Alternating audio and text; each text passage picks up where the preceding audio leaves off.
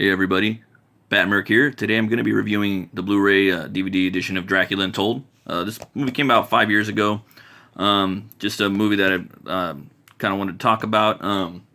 It was a story that basically, when I was a kid, I seen Bram Stoker's Dracula, and I learned about Vlad the Impaler and all the Dracula mythos and whatnot. And I thought Dracula was probably my favorite fictional character.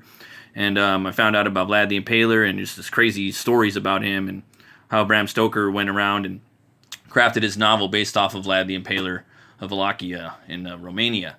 And they incorporated some of that, James V. Hart did, into the Bram Stoker's Dracula Coppola film, into the screenplay about his origin. But I always wondered, like, what if they made a movie where it kind of focused more on Vlad the Impaler's military and warlord aspect. And even as a kid, like at a young age, I was thinking about, damn, that would have been a cool movie back then. And basically my whole life, I waited for them to make this movie. And about 2014, it came around, that they were going to start building a Universal shared universe, much like Marvel. But the thing is, Universal had did that back in the day with the Wolfman and Frankenstein and Ivan Costello. They already had a shared universe. They were like the original gangsters of that. So they were going to update it basically and do the Marvel formula called Dark Universe. Dracula Untold was supposed to be the first film in that, launch, and it didn't, go off that great. I think it made like maybe $50 million in America, and then maybe $150 million across the world. So with the budget of $100 million, so they basically doubled their money. But then you're gonna bring in marketing and theater costs and what have you. So they probably broke even on it. So that's basically what happened with this. The movie, most people didn't like it. Had bad reviews. A lot of people thought it was like a video game cutscene. Yada yada yada. But we'll get into it right now. So yeah, I always wanted to see this be made as a movie, and they finally made it back about 5 years ago. Yeah, it's basically like the origin story of Vlad the Impaler, and basically it starts off with him. They kind of, it has like a narration of him, basically, or his son's like narrating it, and he is they kind of have like this little montage of him fighting in the wars and talking about how much of a badass he is. They don't really go too much into his origin story in the movie, like as a kid. And if you check it out, he was raised by like the Ottoman Turks, and they taught him how to do basically everything. He learned how to do warfare, and he's got a really crazy origin story. So I recommend checking that out. There's videos about him all over the internet. But basically in the movie, he's out on a scouting run, and he finds like this basically like this Turkish helmet, and I think they're looking at this like mountain in the background called Broken Skull, and basically there's supposed to be like this like monster up there that's like an old Roman, and they go investigate it, and all the men get eaten, and they find out it's basically a vampire living up there in that Broken Skull mountain, and he kind of freaks him out or whatever. He goes back home, and the Turks come to his Castle Dracula, and they're there to pick up their tribute, which they're giving him like a bunch of silver and whatnot. And they say, all right, well, we also need 1,000 of your boys to go and fight in the war for us. And Vlad's like, nah, you're not going to take you're not going to take our boys to go fight in your wars. It's not going to do it. And they're like, all right, well, we're going to take your son too. So he's like, oh shit, they're going to take my son. So basically, he doesn't know what to do. And when they're about to take his son, he gets in this little scrap, and it's pretty crazy too. They really push the boundaries in this movie for a rated R movie. It's like one of the most like hardcore, or I'm sorry, PG-13 movies I've seen. And basically, he gets in the scrap, and he like fucks them all up, and he chops one of them's like hands off, like right at the wrist. It's pretty crazy. And he's like, oh well, damn, I'm gonna go check out this this vampire up in the Broken Tooth Mountain. And he goes up there and he finds the guy, and it's for sure it's an old vampire, and he is basically like a Roman, and he offers him a deal. He's like, if I make you a vampire, you're gonna not be a full vampire for 3 days, so you'll have some of the powers, and if you don't want to, you'll basically change back into a human after 3 days if you don't feast on blood. So he's like, all right, cool, yeah, no problem. So he turns him into a vampire, and Vlad basically flies back Oh, and on a side note, the Roman vampire is played by Charles Dance, and he was in the Underworld too. He plays a vampire like royal or something like that in a couple of the Underworld movies. And he's a badass actor. He's in Game of Thrones, and he's also in he played Family Opera back in the '90s. Good actor. But anyway, he makes a deal with them, and then he goes back there and basically has like a big fight scene where he fights like 1,000 dudes, and that part right there, it kind of goes into like video game mode.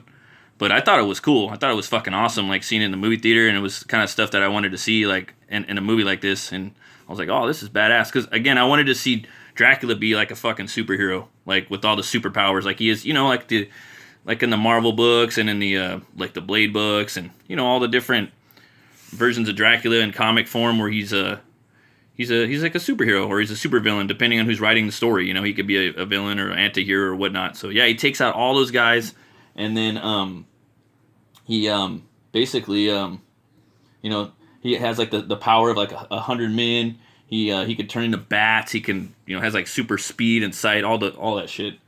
And yeah, he defends his castle, but then he has to basically send all of his people to this like abbey, this like church up in the mountains, and the Sultan finds word about that, where they're at, and so he like creates like a diversion, and they basically invade the monastery village up in the mountains, and they go after his wife and kid, and some shit goes down with that, and basically there's like a bunch of them like coming up on the monastery, and he turns into this big swarm. He makes like a big swarm of like bats, kind of like the Mummy did with the sand, and they're just taking out guys, and it's a pretty cool little action sequence. I actually liked that a lot. It was cool popcorn movie, you know what I mean? And something happens to the wife. I'm not going to get into it too much on that, so I think maybe you guys should check it out. A lot of people I know never even gave the movie a shot, so something happens with that. And then basically he goes full vampire at the end of the movie somehow, and a lot of his men turn into vampires, and they just basically start taking names and eating all the fucking eating all the Turks up, the Ottomans. And then the movie kind of jumps forward about to modern times, and you see Dracula. He's kind of walking around the streets of London. It's kind of got that Gary Oldman moment where he sees like another reincarnated version of his wife, and Charles Dance, the Roman that gave him the powers, he's kind of sitting there watching. So he's in this like Nick Fury-esque role where he's kind of like, I think, watching Dracula or Vlad, what have you, to see if he can assemble a team. And that's basically how the movie ends right there. And yeah, it they tried to take a crack at making a shared universe a few times. They did it with they first did it with the Wolfman with Benicio del Toro, and that didn't work out. I thought that movie was awesome. Then they did it with this, didn't work out, and then they did it with Tom Cruise's Mummy, which was okay, but still it was kind of weak. It changed, it just wasn't like the same Mummy. So, but yeah, this movie also had a cutscene where they were gonna put Baba Yaga in there. And they brought her out in the Hellboy movie, where she looked really scary and was pretty cool in the remake, the new Hellboy remake. And then she's like a Russian folklorish character that eats babies, and it's really scary. This witch flies around, and yeah. But they took her out of the movie, and I don't know. It was kind of probably a good reason, but I think if they would have brought her in, filmed some different scenes, she could have been like maybe like a boss or something like that. I know it's a little cheeseball, but most of the stuff that we're into is kind of cheesy anyway. Yeah, but for the most part, I think the movie could have been a lot better. They dropped the ball in a lot of areas, and just so much potential. Right off the bat, this is one of those movies that fell into this is a badass fucking property that should be rated R, but let's try to make some money and make it PG-13 so we can get some kids to go watch it or whatnot, which was stupid. They shouldn't have done that. They did the same thing with RoboCop remake. And again, you got the whole team, people like a great cast on the RoboCop movie. You got like Gary Oldman and Jackie Earle Haley and Joel Kinnaman and Samuel L. Jackson, Michael Keaton, I believe. Like everybody was in that movie, and it still like could have been better. And it was PG-13. This one had what's his name, Luke Luke Evans, he was awesome. Great actor, just came off The Hobbit, and he's doing all kinds of movies. And you got Dominic Cooper that's doing Preacher now, which is an awesome show. He plays Tony Stark's dad. He played the Sultan. He was perfectly well cast in the role, and it was just, yeah, the movie just had everything going for it. Charles Dance was an awesome, like, ancient warrior or ancient Roman vampire. The movie had everything going for it. It's just they gave it that stupid PG-13 rating, and it kind of held the movie back and put it in shackles. So, but all in all, the movie, you know, it was the one I was waiting for. There was a lot of things I liked about it, so I'm gonna have to give it. I will give it 2 horns up. You know, it's gonna be a lot of haters, but still, I still give that movie 2 horns up. It's very entertaining for me, and it's one of those movies where, you know, I don't know, you just like it. And yeah, if you want to check it out, and if you want to, there's this book right here. If you're into crazy stuff like action, horror, what have you, it's this book called SHINOBI SASQUATCH, and it's basically about this Sasquatch that is he's a basically a ninja, a Bigfoot, Sasquatch, and he's also a werewolf. All fucking 3 things thrown into one. And it's drawn by Rob Willis. He's like this new, like, up and coming artist. He's like next level style art. Like, one of the best artists I've ever seen. He's up there with the legend. He's already a legend. He's a living legend, and he's just barely started like a couple years ago. Just look at that awesome art. So if you're into Dracula, Wolfman, Bigfoot, all that stuff, martial arts stuff, just, yeah, it's awesome. And the artist, again, he's like all your favorite artists thrown into one. The dude like taps into all these different forms of artist styles that you can really love and call back to and know, like, oh, that guy likes that artist, and that, you know, he likes this artist, and yeah, he just puts it all together, and it's really inspiring. Definitely one of the best artists I've ever seen. If you want, you guys could check out the book, and if you back it, I think there's going to be an additional book that comes with it. It's a Monster MD crossover with SHINOBI SASQUATCH. So it's like I think it's a $25 tier, and I backed that a while ago. So yeah, it's definitely worth checking out. And if you want to, if you guys want, you can come check out my book too. It's a fantasy horror action story, just like Dracula Untold. It's Butch Cleaver. It's about a butcher that gets killed in 1800s. He's brought back to life by a voodoo hex, and it gives him the power to weaponize bone on a molecular level. So he uses said power, you know, for trying to find his killers, trying to redeem himself, and just trying to make sense of things. So, you know, you'll see him make different stuff like cleavers and butcher knives and saws, and he has a bone 6-shooter, and he actually has all kinds of things going on with that. That's his another picture of him with his cleaver, and that's him with his trusty bull, Tor. It's his mode of transportation. It's almost like the Batmobile and Robin put together, because he's like it's his companion, and it's his car. And yeah, that's him right there when he wakes up, and that's the logo. And yeah, if you want, it's butchcleaver.com. If you guys want to sign up, you'll get an exclusive trading card too if you sign up and back. And then I was at the beer store today too. I saw this one right here, BATSQUATCH. Looks pretty fucking awesome. I straight up picked it up just for the logo, the picture alone.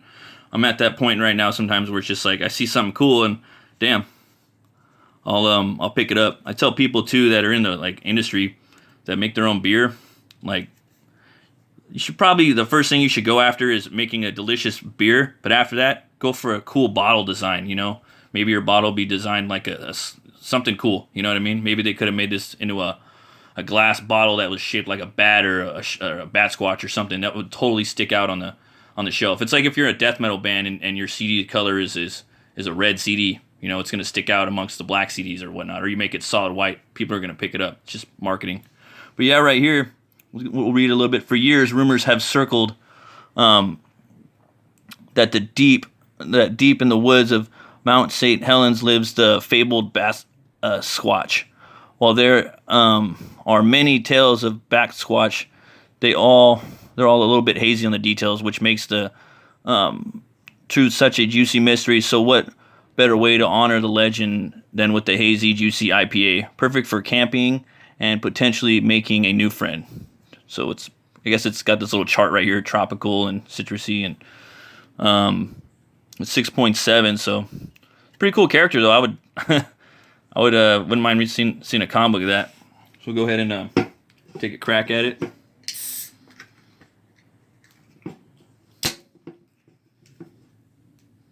Yeah, it's just IPA.